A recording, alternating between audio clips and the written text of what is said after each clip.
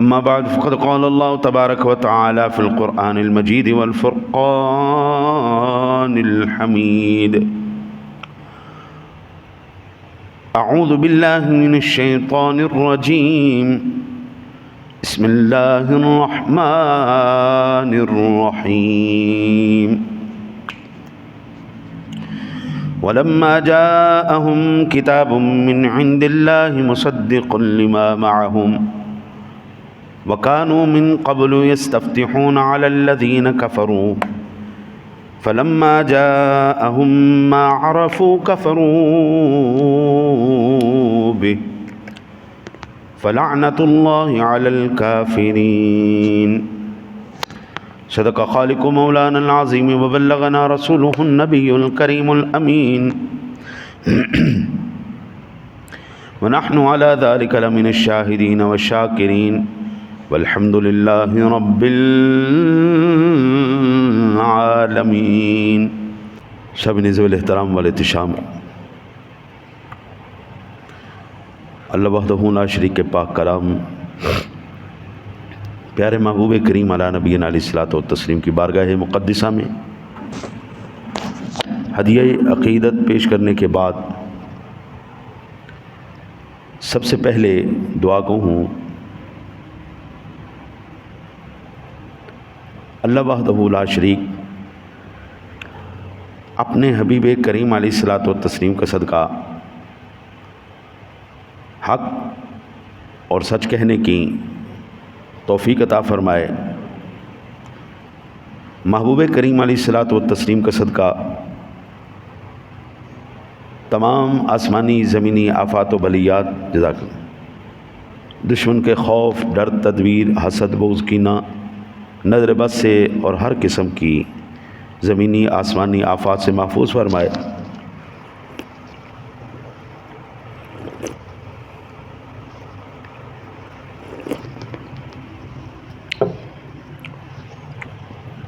اللہ اپنے حبیب کریم علیہ الصلوۃ والتسلیم کے صدقے میں خیر چاہنے والوں کی خیر فرمائے اور حاسدین، مفسدین اور شرارتی لوگوں سے اللہ اپنے حبیب کا صدقہ محفوظ رکھے، ان کی چالوں سے، ان کے فتنوں سے اللہ اپنے حبیب کا صدقہ محفوظ رکھے۔ سید عالم نور مجسم قائد المرسلین صلی اللہ علیہ وآلہ وسلم ابھی اس دنیا عالم میں جلوہ گر بھی نہیں ہوئے تھے، چہار دانگ عالم میں آپ کے نام نامی اسم گرامی کی دھوم تھی۔ آقا جی ابھی اس دنیا میں جلوہ گر بھی نہیں ہوئے تھے، لیکن چہار دانگ عالم میں پوری کائنات میں آقا جی کا ذکر پاک، آپ کا جلوہ، آپ کے نام نامی اسم گرامی کی دھوم ہر طرف موجود تھی۔ دیگر انبیاء کرام علیہ السلام تشریف لائے، ان کا انداز یہ تھا، وہ تشریف لائے، اپنا تعارف کروایا، پھر کچھ خوش نصیب ایمان لائے، بہت سارے بد نصیب محروم رہے۔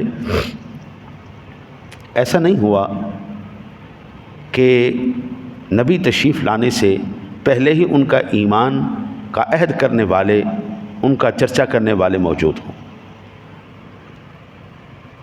آپ آدم علیہ السلام سے لے لیں، جناب عیسیٰ علیہ نبینا علیہ الصلوۃ والسلام تک آپ کو کوئی مثال نہیں ملے گی کہ ان کی آمد سے پہلے ہی ان کے نام لیوا ہوں، ان کا چرچا کرنے والا ہوں۔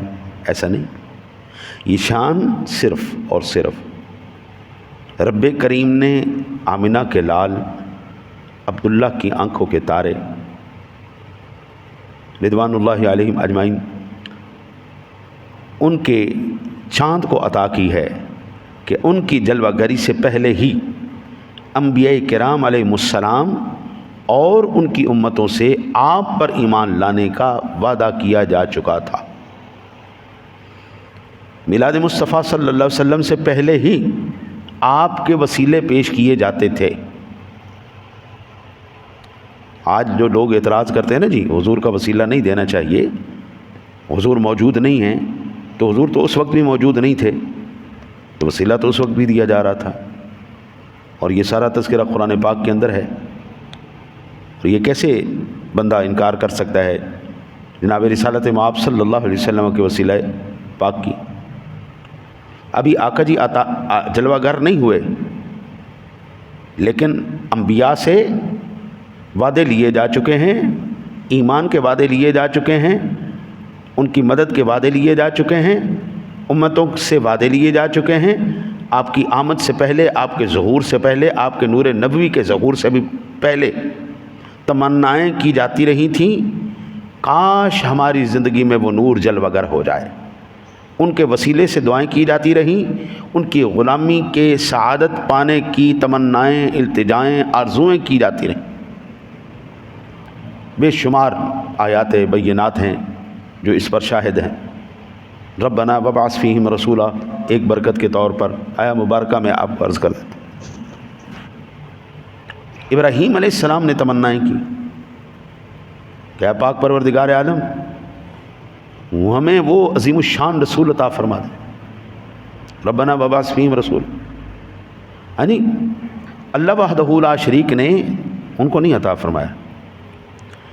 اب آقا جی اعلیٰ نبینا علیہ الصلوۃ والتسلیم خاتم النبیین صلی اللہ علیہ وسلم کی تشریف آوری سے پہلے ان کے چرچے اس قدر تھے کہ یہود کو جب بھی جنگ میں مشکلات پیش آتی تو وہ نبی اکرم صلی اللہ علیہ وسلم کا وسیلہ پیش کر کے فتح حاصل کرتے تھے۔ ارشاد باری تعالیٰ ہے، اعوذ باللہ من الشیطان الرجیم، وَلَمَّا جَاءَهُمْ كِتَابٌ مِّنْ عِندِ اللَّهِ مُصَدِّقٌ لِّمَا مَعَهُمْ وَكَانُوا مِن قَبْلُ يَسْتَفْتِحُونَ عَلَى الَّذِينَ كَفَرُوا فَلَمَّا جَاءَهُم مَّا عَرَفُوا كَفَرُوا بِهِ فَلَعْنَةُ اللَّهِ عَلَى الْكَافِرِينَ۔ جب ان کے پاس قرآن مجید آیا جو تورات کی تصدیق کرنے والا ہے، باوجود اس سے پہلے یہودی اسی نبی کے وسیلے سے کافروں کے خلاف فتح کی دعائیں مانگتے تھے، تو جب ان کے پاس وہ جانا پہچانا نبی تشریف لے آیا تو وہ اس کے منکر ہو گئے، تو اللہ کی لعنت و انکار کرنے والوں پر۔ حضور نبی اکرم صلی اللہ علیہ وسلم کی معرفت حاصل کرنے کے بعد حضور سے جو دوری حاصل کرے اور اس پر کیا ہے؟ لعنت ہے۔ جو حضور کا انکار کرے اس پر کیا ہے؟ لعنت ہے۔ اگر سن 2025 کے اندر آج تک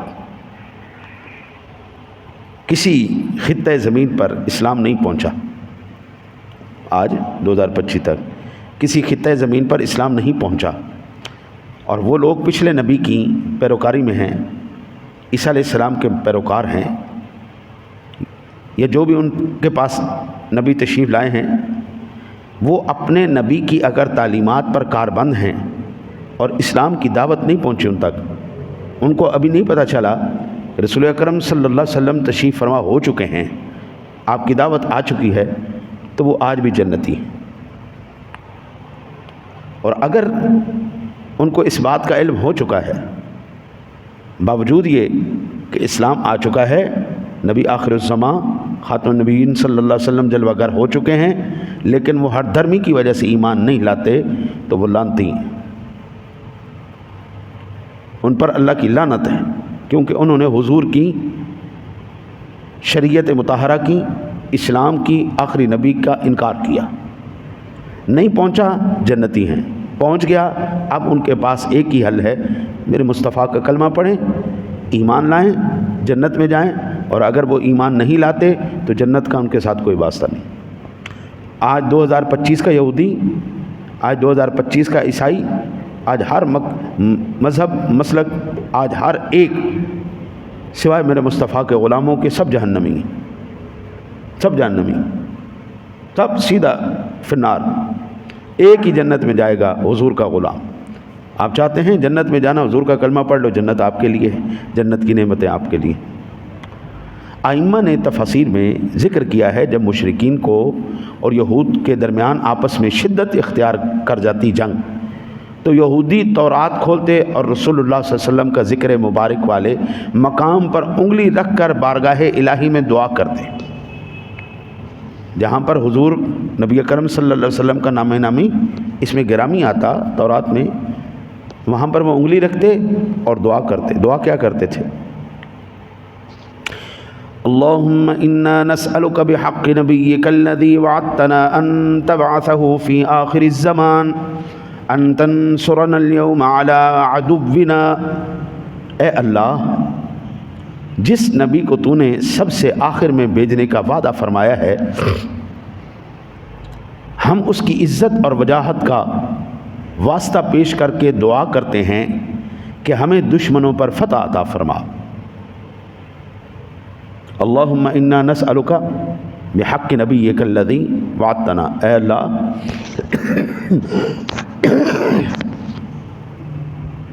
ہم تو اس سے سوال کرتے ہیں، نسألک بحق نبیک الذی وعدتنا، اس نبی کے واسطے سے جس کا تو نے ہم سے وعدہ کیا، ان تبعثہ فی آخر الزمان، جو سب سے آخری نبی ہیں، آخری زمانے میں تشریف فرما ہونے والے ہیں، ان تنصرنا اليوم علی عدونا، اے اللہ ہمیں ہمارے دشمنوں پر فتح نصیب فرما۔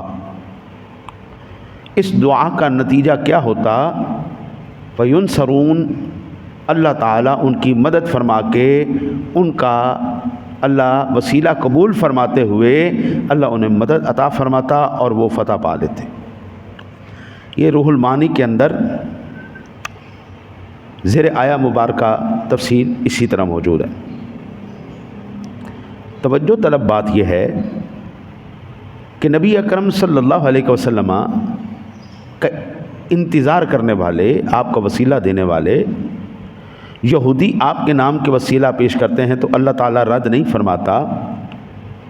یار ایمان سے بتانا، جس نے ابھی حضور کا کلمہ نہیں پڑھا، جو کسی اور نبی کا پیروکار ہے، وہ تو واسطہ دے رہا ہے رسول اللہ صلی اللہ علیہ وسلم کا اور اللہ اس کا واسطہ پیش قبول فرما رہا ہے، لیکن ایک حضور کا سچا امتی ہے، ایک حضور کا سچا غلام ہے، شریعت مطہرہ کا عامل ہے، ایک وہ بندہ جو رسول اکرم صلی اللہ علیہ وسلم کی ذات گرامی پر اپنا تن من دھن اپنی جان سب کچھ قربان کیے ہوئے ہے، اگر آقا جی علی نبینا علیہ الصلوۃ والسلام کی ذات گرامی کا وہ وسیلہ دے گا تو کیا اللہ اس کے ہاتھ کو خالی موڑ دے گا؟ کیوں فرحان بھائی؟ بڑے تعجب کی بات نہیں ہے۔ اب یہاں پر ایک اور سوال پیدا ہوتا ہے،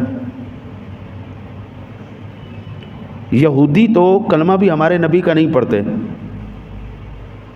کلمہ وہ پڑھتے ہیں موسیٰ علیہ السلام کا، وہ موسیٰ علیہ السلام کا وسیلہ کیوں نہیں پیش کرتے؟ وہ ہمارے نبی کا وسیلہ کیوں پیش کرتے؟ کلمہ اپنے نبی کا پڑھتے ہیں، وسیلہ ہمارے نبی کا پیش کرتے ہیں، اس کی وجہ کیا ہے؟ ظاہر ہے کہ ان کے پاس تشریف لانے والے انبیاء کرام نے انہیں سکھایا ہی یہ تھا کہ مشکل کے وقت میں اسی ہستی کا نام لینا جو ابھی دنیا میں تشریف تو نہیں لائے، لیکن اللہ تعالیٰ ان کا وسیلہ رد نہیں فرماتا۔ دیکھو نا جی، سادہ سی بات، جب ان کے نبی نے ان کو سکھایا ہے، مصیبتیں آ جائیں، پریشانیاں آ جائیں، تکلیفیں آ جائیں، تو تم نے اس نبی کا وسیلہ دے کر اللہ سے دعا کرنی، اللہ تمہارا وسیلہ رد نہیں کرے گا۔ تو اس لیے تو وہ دعائیں کر رہے تھے، اور اگر ان کے نبی نے نہ سکھایا ہوتا تو وہ کیسے جانتے کہ حضور تشریف لائیں گے؟ تورات میں ذکر نہ ہوتا، زبور میں ذکر نہ ہوتا، انجیل میں ذکر نہ ہوتا تو وہ کیسے وسیلے دیتے؟ ٹھیک ہو گیا جی۔ اب سیدنا ام درداء رضی اللہ تعالی عنہ نے تورات کے ماہر عالم سیدنا کعب احبار رحمہم اللہ تعالی سے پوچھا، یہ کل میں نے ایک حدیث پاک عرض کی تھی مشکوٰۃ شریف کی، ان میں ان کا ذکر کیا تھا، یہ یہود کے بہت بڑے علماء میں سے عالم تھے کعب احبار۔ ان سے پوچھا حضرت ام درداء رضی اللہ تعالی عنہ نے کہ تورات میں میرے آقا جی اعلیٰ نبینا علیہ الصلوۃ والسلام کے کیا اوصاف ذکر کیے گئے ہیں، تورات میں رسول اکرم صلی اللہ علیہ وسلم کے کیا اوصاف ذکر کیے گئے ہیں؟ تو انہوں نے کہا بہت سے اوصاف ہیں، ان میں سے چند میں آپ کو عرض کر دیتا ہوں۔ پہلا وصف، محمد الرسول اللہ اسمہ المتوکل لیس بفظ ولا غلیظ ولا سخاب بالاسواق۔ پہلا وصف جو تورات میں رسول اکرم صلی اللہ علیہ وسلم کا انہوں نے بیان کیا، محمد صلی اللہ علیہ وسلم اللہ کے پیارے رسول ہیں، ان کا نام متوکل ہے، بھروسہ کرنے والا۔ ان کا نام کیا ہے؟ متوکل۔ کیا نام ہے؟ متوکل، معنی بھروسہ کرنے والا۔ اچھا جی، لیس بفظ ولا غلیظ ولا سخاب بالاسواق، وہ نہ بد اخلاق ہیں، نہ سخت زبان، نہ ترش مزاج، نہ ہی بازاروں میں چلانے والے۔ یہ تورات کے اندر حضور نبی اکرم صلی اللہ علیہ وسلم کے اوصاف کعب احبار جو یہود کے بہت بڑے عالم تھے، بعد میں ایمان لے آئے، انہوں نے حضور نبی اکرم صلی اللہ علیہ وسلم کی زیارت نہیں کی۔ یہ مشکوٰۃ شریف کی کل حدیث پاک میں نے عرض کی تھی ان کے حوالے سے، ہاں جی،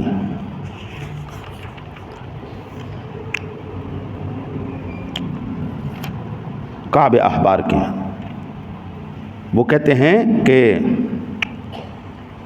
ان کعب الاحبار لولا کلمات اقولهن لجعلتني يهود حمارا فقيل له ما هن قال اعوذ بوجه الله العظيم الذي ليس شيء اعظم منه وبكلمات الله التامات التي لا يجاوزهن بر ولا فاجر وباسماء الله الحسنى ما علمت منها وما لم اعلم من شر ما خلق وزرع وبرأ۔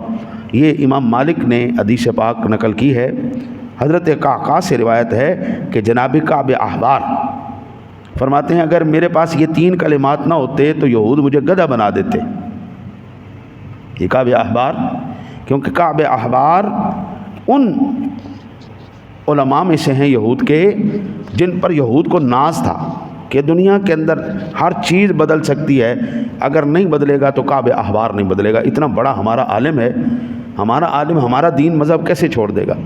انہوں نے حضور کی زیارت نہیں کی، صحابہ کی زیارت کی انہوں نے، تو یہ تابعی کہلائے، یہ دونوں تابعی ہیں۔ وہ کہتے ہیں کہ حضور نبی اکرم صلی اللہ علیہ وسلم کی کیا صفات تھیں؟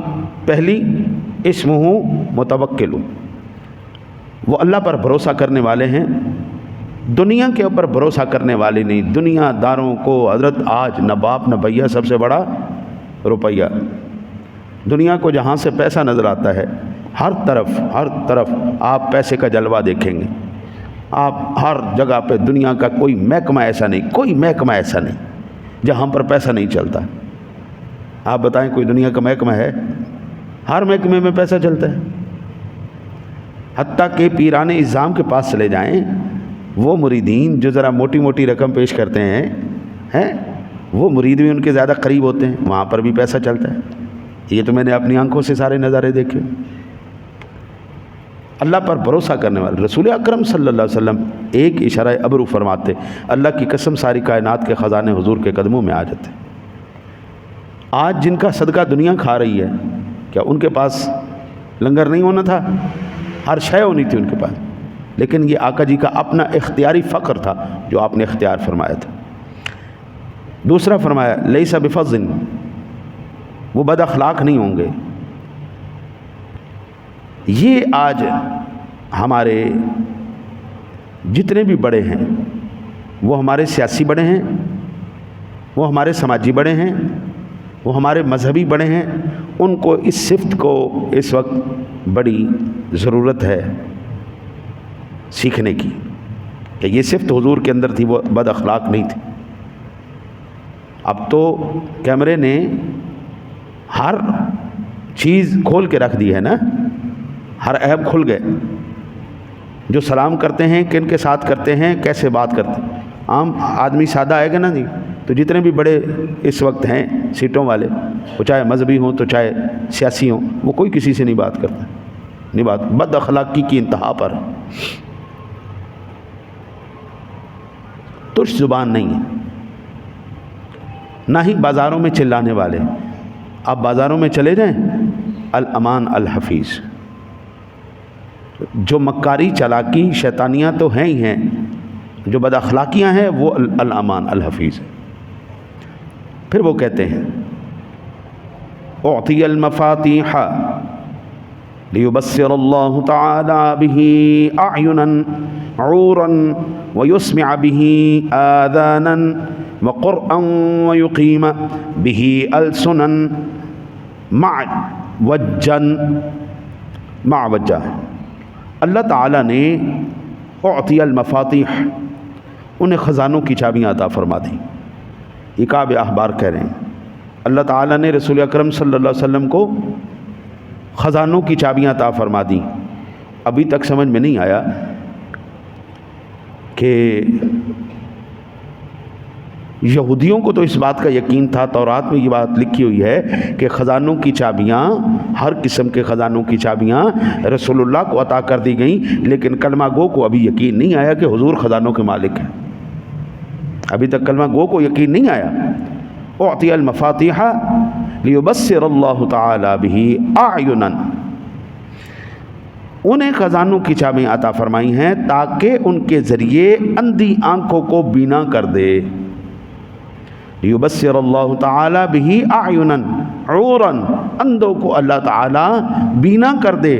اور پھر فرمایا ویسمع به آذانا وقرا ویقیم به السنا معوجتا، اور اللہ تعالیٰ ان کے ذریعے بہرے کانوں کو سننے والا کر دے، ان کے ذریعے ٹیڑھی زبانیں اللہ تعالیٰ سیدھی کر دے.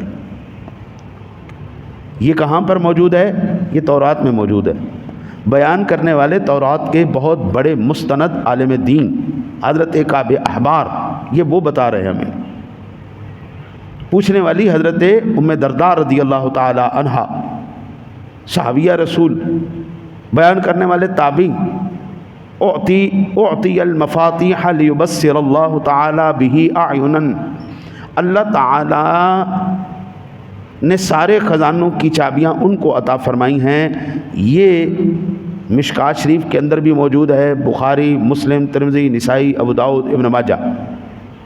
ان کے اندر مصنف عبد الرزاق کے اندر، مسند امام احمد کے اندر، بزار کے اندر، ابو یعلا کے اندر، دلائل النبوہ ابو نعیم کے اندر، آپ جہاں پر بھی کھول کے دیکھیں گے آپ کو پتہ چلے گا رسول اکرم صلی اللہ علیہ وسلم نے جس پتھر حجر اسود کو لمس فرمایا، آج تک وہ حجر اسود دنیا کو فائدہ دے رہا ہے. آج تک دنیا اس سے فائدہ اٹھا رہی ہے. ایک لمس مصطفیٰ کا صدقہ، ایک وسیلہ مصطفیٰ کا صدقہ، حضور نے جس پتھر کو ہاتھ لگایا، آج بھی دنیا اس کو ترستی ہے ہاتھ لگانے کے لیے. لاکھوں لوگ جاتے ہیں، چند ان میں سے ہاتھ لگا پاتے ہیں، باقی سارے بغیر دور سے ہی وہ کر کے بسم اللہ اللہ اکبر وہ کر کے واپس آ جاتے ہیں. سارے دور سے ہی کرتے ہیں. آپ ان کتب کو اٹھا کے دیکھیں، آپ کو پتہ چلے گا رسول اکرم صلی اللہ علیہ وسلم کے پاس اونٹ آئے، انہوں نے اپنی عرضیاں پیش کی. رسول اکرم صلی اللہ علیہ وسلم کے پاس چڑیاں آئیں، انہوں نے عرضیاں پیش کی. حضور نبی اکرم صلی اللہ علیہ وسلم کے پاس ہرنیں آئیں، انہوں نے اپنی عرضیاں پیش کی. رسول اکرم صلی اللہ علیہ وسلم کی ذات گرامی، آپ جناب رسالت مآب صلی اللہ علیہ وسلم کے پاس آپ ابو جہل آیا، کہنے لگا اگر میرے ہاتھ میں جو ہے وہ آپ بتا دیں کیا ہے تو میں آپ کا کلمہ پڑھ لوں گا. آپ کے دست انور کے اندر کنکروں نے اپنا ابو جہل کے ہاتھ میں کنکروں نے کلمہ پڑھا، حضور کی گواہی دی. نبی اکرم صلی اللہ علیہ وسلم نے اشارہ فرمایا، چاند ٹوٹا. حضور نے انگلی کا اشارہ فرمایا، سورج لوٹا. حضور کا پیغام پہنچا، درخت واپس آئے چل کے.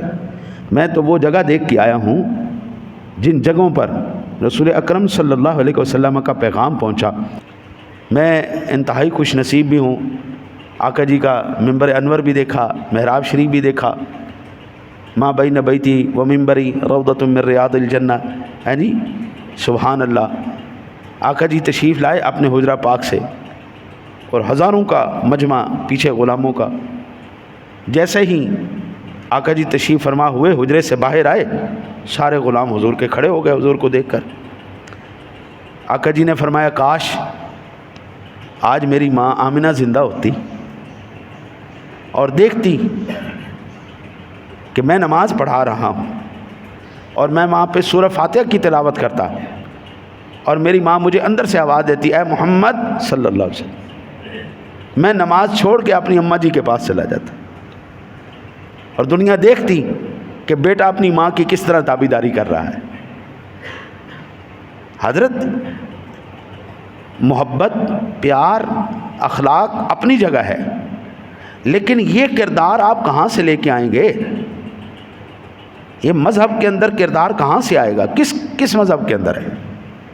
عیسائیوں کے ممالک نہیں ہیں، اور میں قربان جاؤں آقا جی اعلیٰ نبی علیہ یعین المظلوم ویمنعہ۔ آج فلسطین جو تڑپ رہا ہے، غزہ میں جو تڑپ رہا ہے، 57 اسلامی ممالک کے اندر یہ غیرت نہیں تھی۔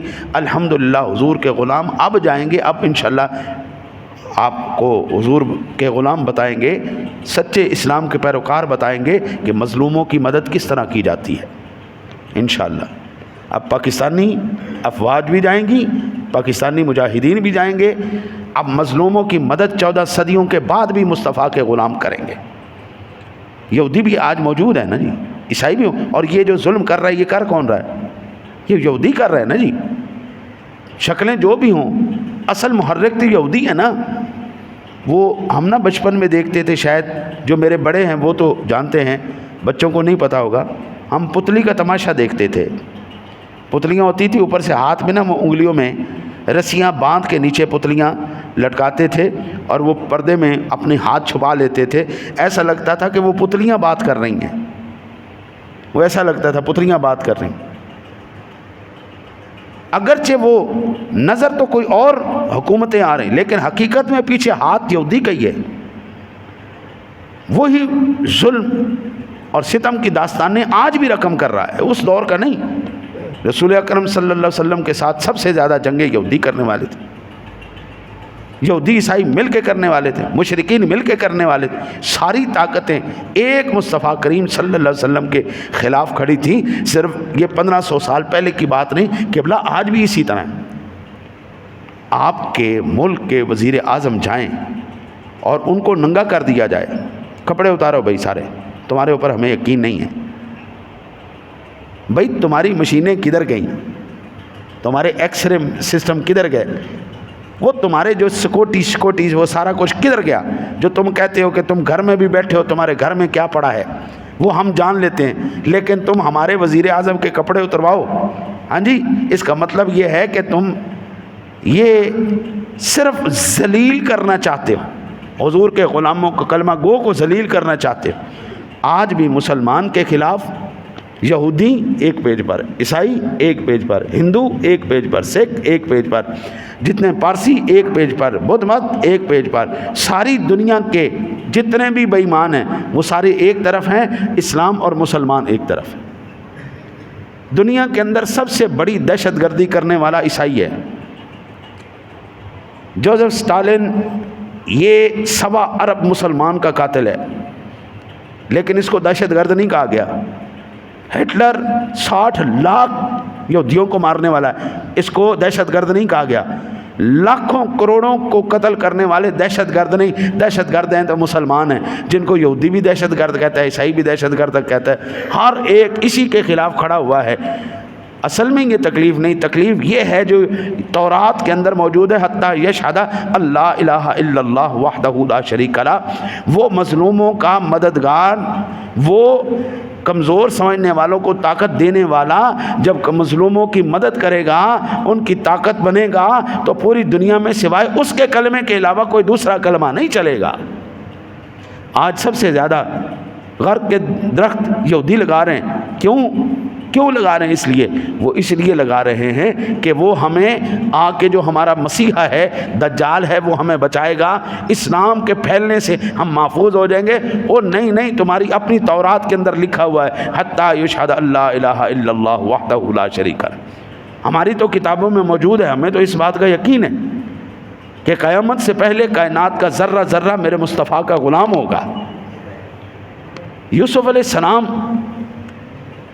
کا واقعہ آپ پڑھیں نا جی، یوسف علیہ السلام کے واقعے کے اندر اللہ تعالیٰ نے دو چیزیں بڑی تفصیل کے ساتھ بیان کی ہیں۔ باقی ضمناً واقعہ بیان کرتا ہے، لیکن جو رب کریم نے تفصیل سے بیان فرمایا اس میں سے ایک بات یہ ہے کہ بھائیوں نے یوسف علیہ السلام کو مل کر کیسے مارنے کی سازش کی۔ کئیوں نے کہا قتل کر دو، کئیوں نے کہا یوں کر دو، وہ کر دو، وہ پوری تفصیل سے لکھا۔ پھر ان کے بارے میں لکھا کہ یوسف علیہ السلام کو کنویں کے اندر پھینک دو۔ ایک یہ بات تفصیل سے لکھی۔ دوسری بات تفصیل سے جو موجود ہے وہ یہ کہ پورے مصر کو میرے رب کریم نے قحط کے اندر، یہ پورا واقعہ لکھا یوسف علیہ السلام کو کس طرح انہوں نے کنویں کے اندر پھینکا، پھر کس طرح بے توقیری کی۔ بشروہ بثمن بخس دراہم معدودہ، بڑے جو ہے نا جی معدود سکوں کے 18 یا 19 معدودہ، انہوں نے اس کے بدلے یوسف علیہ السلام کو بیچا۔ کس طرح آپ کو غلام بنایا گیا، میرے رب کریم نے اس کو بھی تفصیل سے لکھا ہے۔ پھر میرے رب کریم نے یہ بات بھی تفصیل سے لکھی ہے کہ وہی بے سر و سامانی کے عالم میں جو تھا، جس کو غلام بنا کر بالکل کوڑیوں کے بھاؤ جس کو بیچ دیا گیا، ہاں جی، اس کو غلام بنایا گیا، اس پر ظلم و ستم کے پہاڑ توڑے گئے۔ میرے رب کریم نے پھر یہ بھی بتایا کہ اس وقت تک میرے رب نے مصر کو نجات نہیں دی جب تک مصر کا ایک ایک فرد میرے یوسف علیہ السلام کا غلام نہیں بن گیا تھا۔ یوسف علیہ السلام کا جب تک ایک ایک فرد، وہ امیر ہو وہ غریب ہو، جب تک ان کی کلمہ نہیں پڑھ لیا، ان کے غلامی میں نہیں آ گیا، اللہ نے اس مصر کو نجات نہیں دی۔ جیسے ہی غلامی میں آئے، اللہ سونے نے سب کو نجات عطا فرما دی کہ بلا آقا جی علیہ السلام کے حیات مبارکہ کے اندر، یوسف علیہ السلام کے واقعے کے اندر بالکل ہمیں مماثلت نظر آ رہی ہے۔ کس طرح بے سر و سامانی کے اندر وہ جو قافلہ مکے سے نکل کر مدینے گیا تھا اور جن کو بے توقیر کیا گیا، رب کریم پوری دنیا کے اندر انہی کو عزتیں عطا فرما رہا ہے۔ اب دنیا کی نجات اس وقت تک نہیں ہوگی، وہ تو یوسف علیہ السلام تھے جن کے غلام صرف مصر بنا تو رب کریم نے ان کو نجات دے دی۔ اب کائنات کو صرف نجات ملے گی تو حضور کی غلامی کی وجہ سے ملے گی۔ آقا جی علی نبی علیہ السلام کا جب تک پوری دنیا مل کر کلمہ نہیں پڑے گی، دنیا کو نجات نہیں ملنا۔ دنیا کو ایک ہی، اور یہ تورات میرے سامنے کھلی ہے، حتیٰ یشہد اللہ الہ، کعب احبار کہہ رہے ہیں، مستند عالم ان کا، حتیٰ یشہد اللہ الہ الا اللہ وحدہ لا شریک لہ۔ اس وقت تک آپ احادیث صحیحہ پڑھ کے دیکھ لیں، آپ کو پتہ چلے گا قیامت اس وقت تک نہیں آئے گی جب تک روئے زمین پر کوئی ایک کافر بھی زندہ رہے گا۔ وہ شجر ہیں، وہ حجر ہیں، وہ بول کے کہیں گے جناب ایک کافر بے ایمان ادھر بھی بیٹھا ہے، ایک کافر بے ایمان ادھر بھی بیٹھا ہے، اس کو بھی پکڑ لے، اس کو بھی پکڑ لے، اس کو بھی مارے۔ آج انشاءاللہ تعالی العزیز آپ بھی زندہ ہیں، ہم بھی زندہ ہیں، اور ہم دیکھیں یا نہ دیکھیں وقت اب قریب آ چکا ہے۔ حضور کی غلامی کے علاوہ پوری دنیا کے پاس نجات کا کوئی دوسرا ذریعہ نہیں۔ یہ صرف محبت کی باتیں نہیں، یہ حقیقت پر مبنی بات ہے۔ یاد رکھیں میرے آقا نبی اکرم صلی اللہ علیہ وسلم کی الفت اور چاہت وہ عظیم دولت ہے جو ہر ایک کو نصیب نہیں ہوتی۔ رب کریم یہ نعمت فقط اپنے چنے ہوئے بندوں کو عطا فرماتا ہے۔ مولانا روم کہتے ہیں دہد حق کے عشق احمد بندگانے چیدہ خود را بخاصاں شاہ می بخشد میں نوشیدہ خود را۔ نبی اکرم صلی اللہ علیہ وسلم کا عشق اللہ تعالیٰ اپنے پسندیدہ لوگوں کو عطا فرماتا ہے بلا تشبیہ. بادشاہ اپنا جھوٹا صرف خاصوں کو ہی دیتا ہے. حضور کی غلامی ہر کسی کو مل جائے یہ نہیں ہو سکتا. حضرت کعب احبار نے یہ جو بات کی ہے نا جی، اعطی المفاتیح لیبصر اللہ تعالی بہ اعینا، اللہ تعالیٰ ان کے ذریعے اندھی آنکھوں کو بینا کرے گا. ہاں جی، ویسمع بہ آذانا مقرا، اللہ تعالیٰ ان کے ذریعے بہرے کانوں کو سنوائے گا. ہاں جی، اور ویقیم بہ السنا معوجۃ، اللہ تعالیٰ ان کے صدقے ٹیڑھی زبانوں کو یہ خوش نصیبوں کو نصیب ہوتا ہے. ہمارے اہل سنت کے اوپر یہ اللہ تعالیٰ کا احسان ہے. ہماری مائیں اللہ اللہ اللہ کر کے ہمارے بچپن میں ہی ہمارے خون میں اللہ کی محبت، اس کی توحید اور رسول اکرم صلی اللہ علیہ وسلم پر پڑھتے بولتے پکاتے وقت صلی اللہ علیہ وسلم. میری اماں جی کی آج تک عادت ہے، وہ کھانا پکائیں، وہ روٹی پکائیں، وہ آٹا گوندیں، کچھ بھی کریں، ان کا کام ایک ہی ہے صلی اللہ علیہ وسلم. صلی اللہ ان کی ایک ہی. آج تک ہماری ماؤں نے اللہ کی یا رسول اللہ کی لوریاں دے دے کے ہمارے خون کے اندر حضور کا عشق رکھ دیا ہے. یہ خوش نصیب مائیں ہوتی ہیں جو اپنے بچوں کے گڑتی کے اندر آج مائیں بھی جو ہے وہ چپ، اول تو اپنا دودھ نہیں پلاتی. ہاں جی، کوئی جذبات، کوئی ایمان، کوئی روح، کوئی اس طرح کا سلسلہ ہے. ڈبہ زندہ باد، ہاں جی، دودھ دوسرا زندہ باد. جے کوئی آ بھی جاوے ہاں جی تو پھر انہاں دے سامنے موبائل پیا ہوندا ہے یا ٹی وی لگا ہوندا ہے، نال وہی جذبات پتر دے اندر جا رہے ہوندے نے. چل وے سو جا، وہ تھوڑا جا ہوں ہاں کرے تو چپ کر کے چپ کر جا، تنگ کیتا ہوئے ڈرامہ ویکھ لین دے. ہم وہ خوش نصیب ہیں جن کے ماؤں نے اللہ کی یا رسول اللہ کی لوریاں دے کے ہمیں سلایا. آج اس لیے ہمارے دل روشن ہیں. دعا کرو جب تک زندہ رہیں حضور کی غلامی نصیب ہو. مرتے وقت آقا جی کے دیدار کے ساتھ اللہ زبان پر کلمہ شریف جاری. یار زندہ صحبت باقی.